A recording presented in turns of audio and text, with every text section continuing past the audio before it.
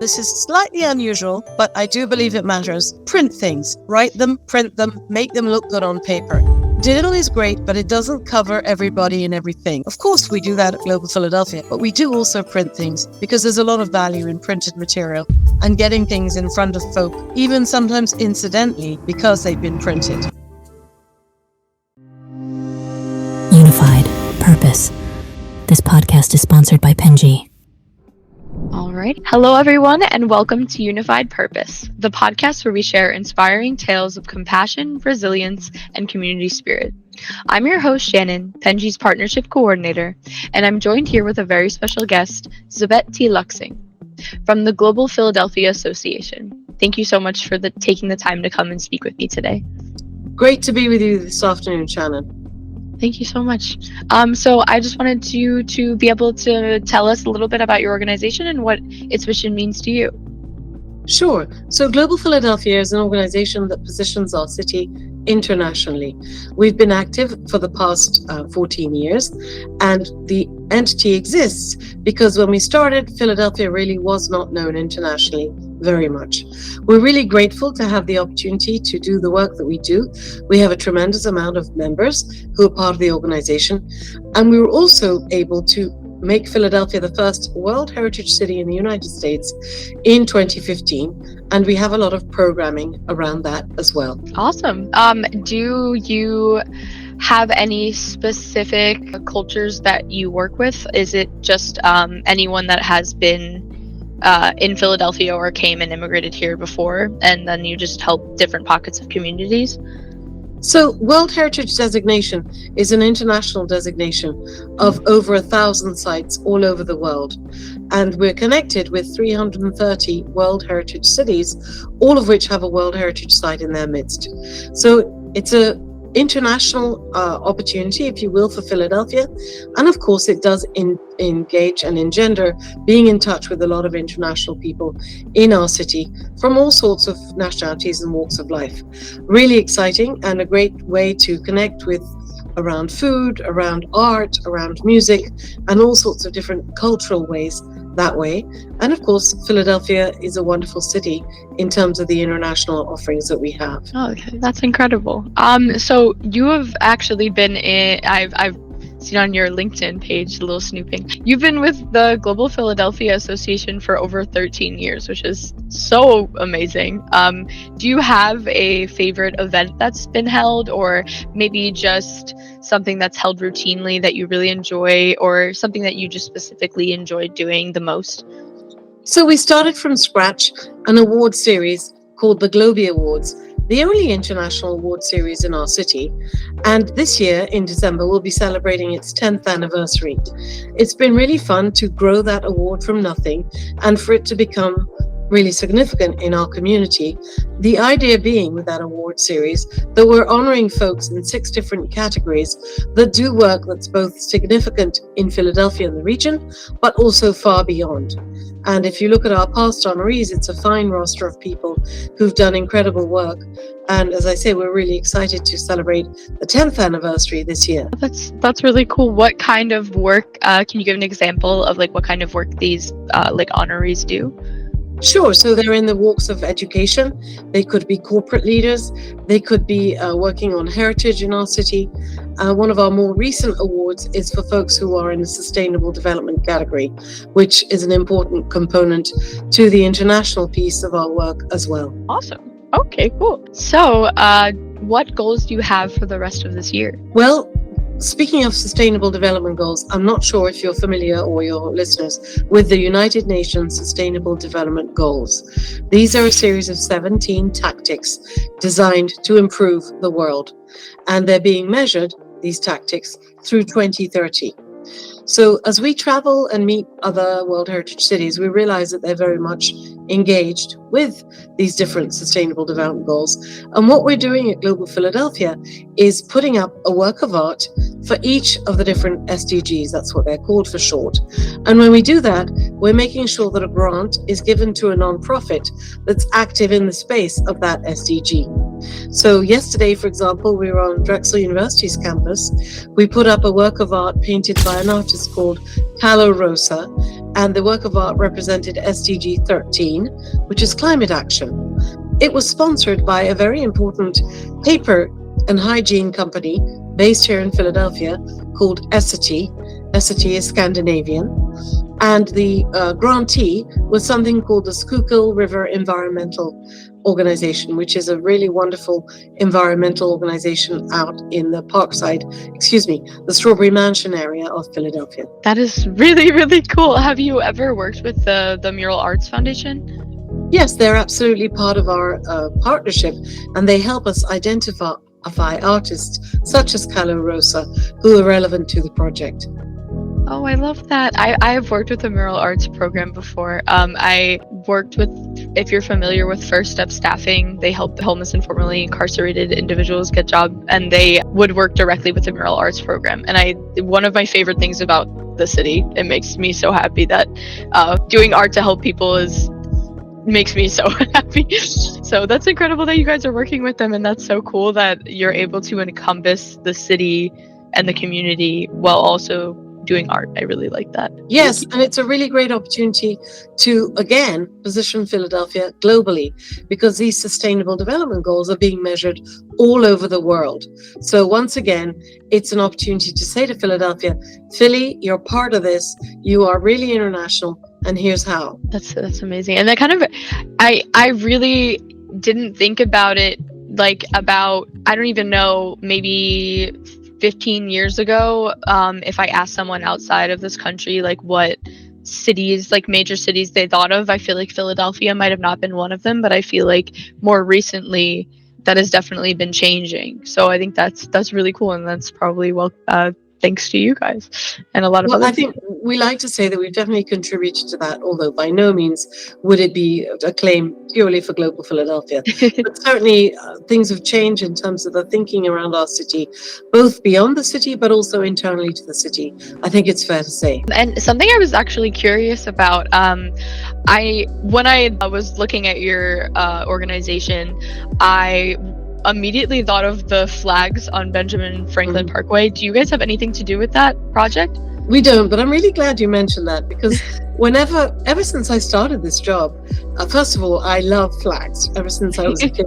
I guess it has to do with traveling the world and living in so many countries. But whenever I travel that flag, I say to people, how many North American cities have their main avenue lined with international flags? I don't believe Washington has. I don't believe New York has. I don't believe Boston has. To be honest with you, I can't find a North American city that I know of that has its main avenue lined with international flags. And I think it's testimony to Philadelphia, the kind of city that it is, and the way that it thinks that is the case. And it's, as you rightly say, it's a really cool reminder of our place in the world, but also the kind of citizens and residents that we are in Philadelphia. I like that you like it as much as I do. My sister, when I first visited Philadelphia, it was because she was going to college here, and she went to Moore College of Art and Design, and that's right. You have to go through Benjamin Franklin Parkway to get there, and I just remember seeing the flags and thinking that was just so incredible. I'd been to New York City and I've never seen something like that, and that's debatably the most major city in the entire country, and I just assumed that they would have something like that, but it's amazing that Philadelphia does, so I always really like that about the city. So that's cool. Yes, so our offices are right around the corner from Moore College of Art. We're at 2 Logan Square, so I know exactly where you were. Awesome. I did not know where you guys were located, so that's really good to know. Yeah. And then, are there any tips that you could share about how you market your organization? I know that a lot of nonprofits have a difficult time getting people to care about their cause. I know that there's a lot of important causes, and unfortunately a lot of people want to ignore different issues or things in the world. So I was just wondering what your strategy was. Sure, I think that's a really good question, and I've got a couple of tips and answers. One is pay attention to folks that are in the international space in your city, in my case, and make sure and get engaged with them. Another, and this is slightly unusual, but I do believe it matters, print things. write them, print them, make them look good on paper. Digital is great, but it doesn't cover everybody and everything. And I think a lot of people currently make that mistake of thinking, oh, I'll do an e-blast, I'll do it digitally. Of course, we do that at Global Philadelphia, but we do also print things because there's a lot of value in printed material and getting things in front of folk, even sometimes incidentally, because they've been printed. Third, and in a way contradictory to what I've just said, but nonetheless important, social media. I love social media. I've loved it for a long time. I really see the value in social media in getting your word out there. And I think that a lot of people sometimes perhaps ignore social media, and they do so at their peril. I think that's a very great answer. Thank you for giving me all of the different ones. And then, so I really wanted to comment on the printing. I think that's incredibly important, especially for what you do, because I do know a lot of maybe not people who have directly immigrated in, but first generation immigrants in the city, or second generation immigrants in the city, where their parents immigrated here, and a lot of them grew up not having the money to have a computer at home, and most of them use public computers.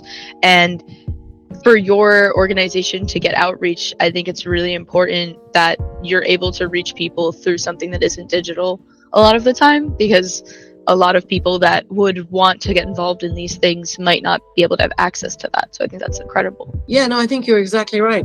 And of course, ideally, you print in other languages too. That's a stretch for many nonprofits. In a way, that's where the digital piece goes. You know, we have a relatively new website, and you can look at that website in different languages. It's Google Translate, but it's better than nothing. And that's a step in the right direction, if you will. So perhaps printing things in lots of different languages is difficult, but certainly paying attention to getting things printed, I believe, is very important. There's another reason too. It forces you to look at what you're doing critically and make the messaging really clear and succinct. And I think that's another good reason to put things in print. That makes a lot of sense. I really agree with that sentiment. My next question is, can you share anything more about your volunteer process and how people can get involved in your organization? Sure. So we have a community events manager, and we're in the community in the good weather months, you know, April through October, I guess, in Philadelphia, representing Global Philadelphia and presenting what we do in and around the community. That is one area where we do seek volunteers, and you would work with one of our team members to be part of one of those community events and presenting what Global Philadelphia does. We also have a couple of big events that are important in the corporate landscape. One is called the World Heritage City Celebration, and another is called the Globie Awards. And both of those, we do seek volunteers to help run and manage the events. They're a lot of fun. You meet a lot of interesting people, and you also learn a lot about Philadelphia in those time frames. Then we have individual programming, perhaps on the education side, on the heritage side. And if you're kind of more interested in getting in the weeds of some of those components, we also welcome you to reach out, offer yourself, and we can have that conversation. The best way to do that is simply to send an email with what it is you're interested in doing at info@globalphiladelphia.org. Thank you so much for that. And one of my questions, I actually just thought of this. I was wondering, do you guys have anything to do with like the festivals that are in Philly for different cultures, or were those just here for a very long time? Like I know, like Do you mean the ones that happen at Penn Landing? Maybe some of them might, but I was thinking more of the cultural festivals specifically, like different. Yes, great question. So first of all, thank you for bringing those to the table, because Philadelphia does have a tremendous amount of cultural festivals, which again is testimony to our city. What we do for all of them is pay attention to them, and typically you'll find them on our website, because it is completely free to post to the Global Philadelphia website an event that's global in nature, because we want people to know about what's going on globally here. So Pico, for example, sponsors a series that mainly happens at Penn's Landing, and we like to publicize that, of course, on our events calendar. We're also very active at the Cherry Blossom Festival, which is the big Japanese festival that happens in April. It's a beautiful festival, and we actually have a community table, and we're a partner of that event itself. We also partner with the Hispanic Chamber of Commerce, which has a number of events that are global, mainly directed to the Hispanic community in Philadelphia. And then there's a very big festival where we are a partner in terms of promotion. That's called the Odunde Festival. It's all about Africa, and it's coming up in June. It is very, very exciting. It's a big deal, and it really brings a lot of energy to Philadelphia. Those are some of the international festivals, but there are many, many more, because there are so many cultures in our city, and all of them have different things going on. Another that comes to mind, it's not actually in Philly, it's a little bit outside in Horsham, happens in August, and it's the Ukrainian Festival. And that's a very big deal that happens every year as well. I see you smiling. I wonder if you're familiar with that particular one, Shannon. I actually, my roommate is, her dad is Kazakh, and she has visited Ukraine and has been to Russia, and has, I just learned a lot about the culture through her, and that's just really exciting to me. So I don't know if she knows about it, so I'm gonna definitely tell her. Yeah, it's a big deal. It's in August, and I think it's already up on our website, because they always make sure they know what a good publicity partner we are, and they always make sure that we have the information well in advance. So yes, I'm seeing it on my website right now. If you look at August 2024, Ukrainian Folk Festival. There you are. Thank you so much. I will let her know about that. I appreciate you telling me. Yeah, and actually, I'm just looking at my website right now. There's one more that I should share. In July, there's a Chinatown Summer Festival on July 20th, which I'm sure will be a lot of fun. Oh, beautiful. Thank you so much. And I will look at your website for future events as well. Sure, absolutely. Actually, speaking of Chinatown, something that I also thought of when looking into your organization, I was wondering how you felt, or if you feel comfortable talking about how you felt about the plans for the 76ers stadium to be built at the edge of Chinatown. You know, I'm really not enough of an expert on sports and sports marketing to speak to that. But, you know, of course, people have different opinions. They always will. This is something that we monitor in terms of World Heritage, because World Heritage is a great thing, but it also involves preservation. And, you know, sometimes as cities evolve, they don't necessarily want to preserve something. They need it to change and to be modernized. And if you're in the heritage space, that often causes questions and things to be discussed, etc. So it's, you know, there will be conversations in any big city with the pros and cons of such developments, and really the stakeholders and our city leaders have to think about those very carefully, and what the consequences are, of course, to the communities involved. Thank you so much for bringing up all of those good points. I think that's definitely a huge conversation in Philadelphia now, and especially about preserving heritage, as Chinatown has been here for such a long period of time, and people are worried about how a large stadium near there will affect that area and the traffic as well. Right. But that is all I have actually for today. We kind of breezed through everything very quickly. You know, I'm really interested to know more about your organization. Myself, I have an international marketing background, and I would like to hear a little bit more about what you all do in terms of marketing and what you offer nonprofits. I think folks that are listening would be interested possibly in learning about that. But what is it exactly that you offer in terms of services? So we are ultimately a graphic design agency. So we're a digital media agency specifically. So we do anything that involves graphics or media. We do website design, we do video editing, we do social media, we do graphic design, generally custom illustrations. We even do animated graphics. All of these are part of different plans, so some might not apply to a different plan than others, but we do all of these things. And can you tell me about your global footprint? Yes, of course. So we provide our services to anyone. So anyone can use, anyone all over the globe can use us.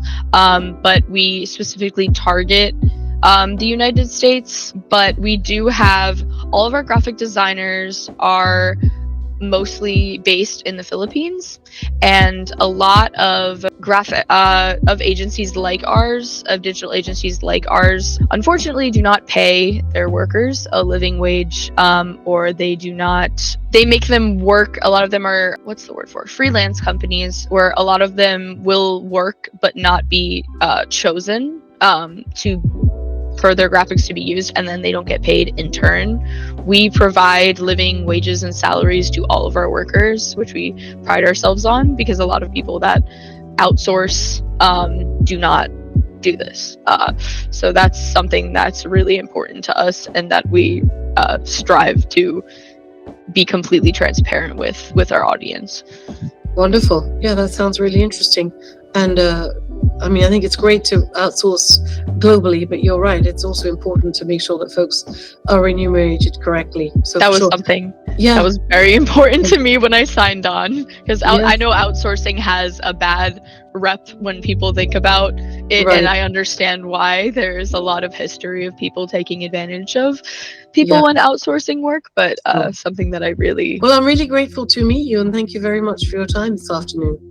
Thank you so much for coming on and taking the time to see me. I know that nonprofits can be very busy and that you probably have so many things to be doing, but I really appreciate you coming on, and I will let you know when this is uploaded. I will also send you a copy when it is complete, and you are welcome to use it with whatever you please. Wonderful. Thank you. It's a pleasure to meet you, Shannon. Thank you for your time. Thank you so much. You as well. Have a lovely day. Bye. All right, everyone. That concludes our episode. Thank you so much for listening and or watching. And don't forget to like and subscribe for more heartwarming stories just like this one.